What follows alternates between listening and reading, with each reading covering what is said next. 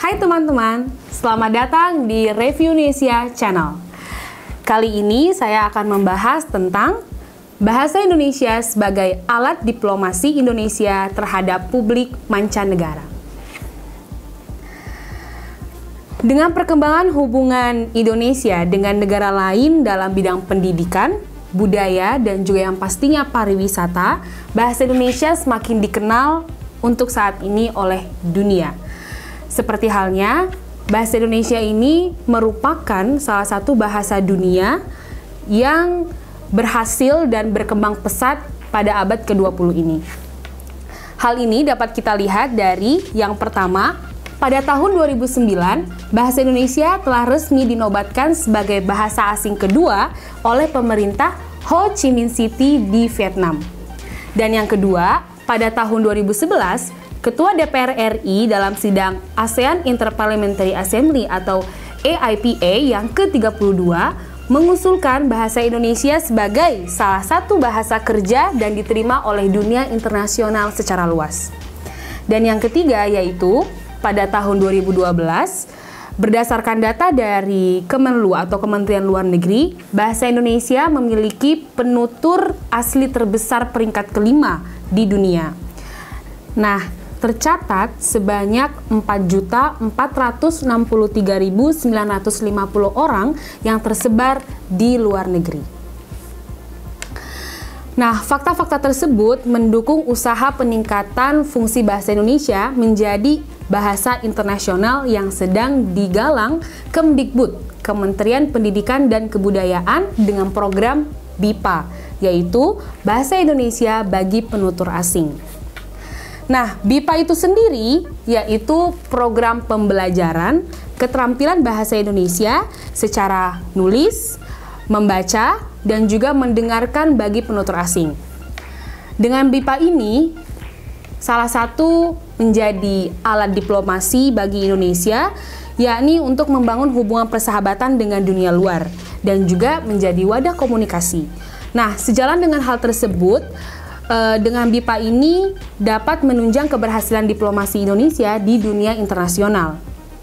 Oleh karena itu, BIPA ini merupakan salah satu strategi diplomasi untuk mencapai kepentingan Indonesia.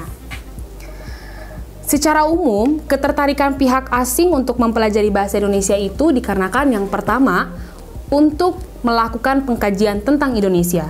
Yang kedua, untuk memperlancar bekerja di Indonesia. Yang ketiga, untuk kelancaran pariwisata, dan yang empat, untuk kelancaran kerjasama internasional. Saat ini minat penutur asing itu untuk mempelajari bahasa Indonesia itu mencapai 35 negara. Salah satunya Amerika, Australia, Jepang, Korea, Singapura, dan juga negara-negara kawasan Eropa Barat lainnya. Hal ini pastinya dikarenakan Indonesia tidak lepas dari keberadaannya dalam kancah kehidupan internasional.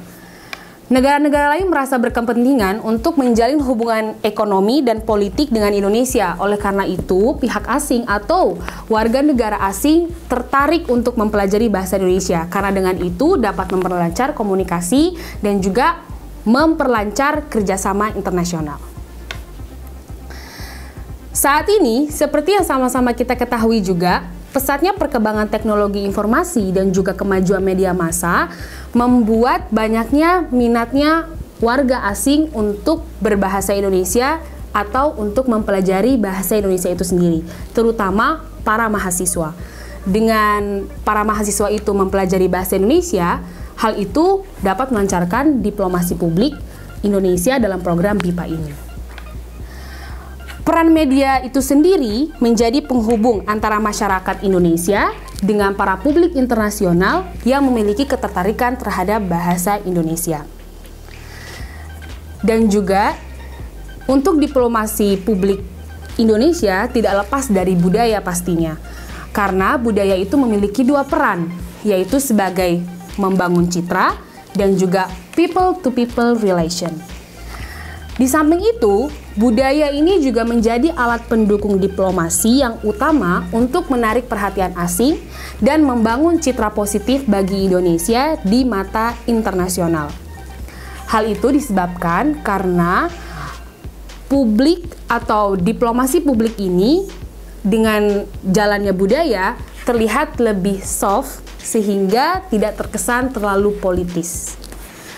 Baik, itu saja pembahasan saya tentang bahasa Indonesia sebagai alat diplomasi Indonesia terhadap publik mancanegara. Semoga bermanfaat. Thank you for watching. Salam redaksi Review Indonesia.